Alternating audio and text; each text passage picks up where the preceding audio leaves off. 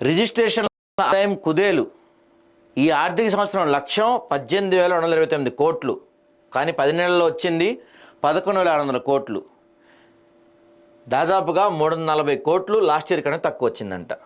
Target చేరాలంటే 2 నెలల్లో 6,629 కోట్లు రావాలి.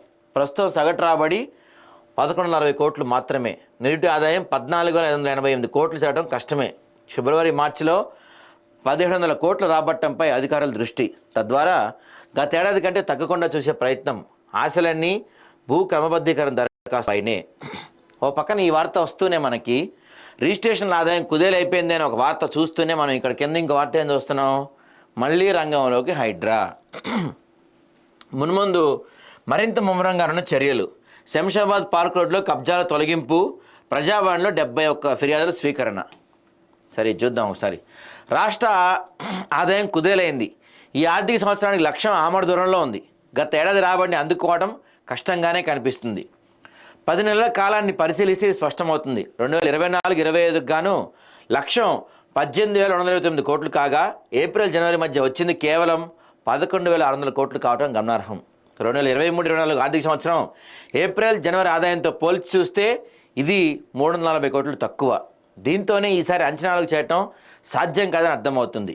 ఇక 2023-24లో రిజిస్ట్రేషన్ల ద్వారా 14,588 కోట్లు రాగా దీనిని 22% పెంచుతూ 2024-25 లక్ష్యాన్ని నిర్దేశించుకున్నారు. అయితే అనుకున్నది ఒకటి, అవుతుంది ఒకటి, ఇలా ఉంది పరిస్థితి. ఇక్కడ రియల్ ఎస్టేట్ జోరు తగ్గింది, రాబడి సమకూరే పరిస్థితి లేకుండా పోయింది. ఈ నేపథ్యంలో కనీసం నిరుటి ఆదాయానికి తగ్గకుండా ఆయన చూడాలని ప్రత్యేక దృష్టి సారించారు.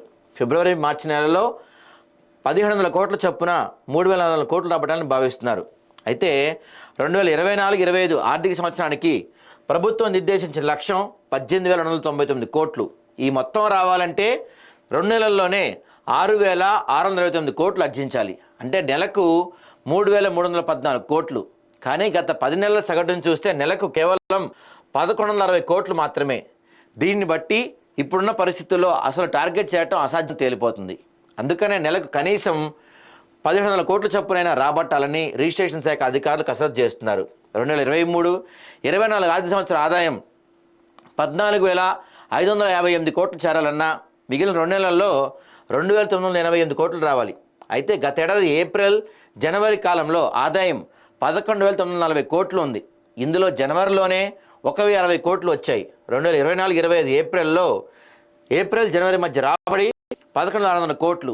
కానీ జనవరిలో ఆదాయం తగ్గి కేవలం 980 కోట్లు మాత్రమే వచ్చాయి. ఎంత దారుణంగా పడిపోయినాయి అంటే రావాల్సినవి.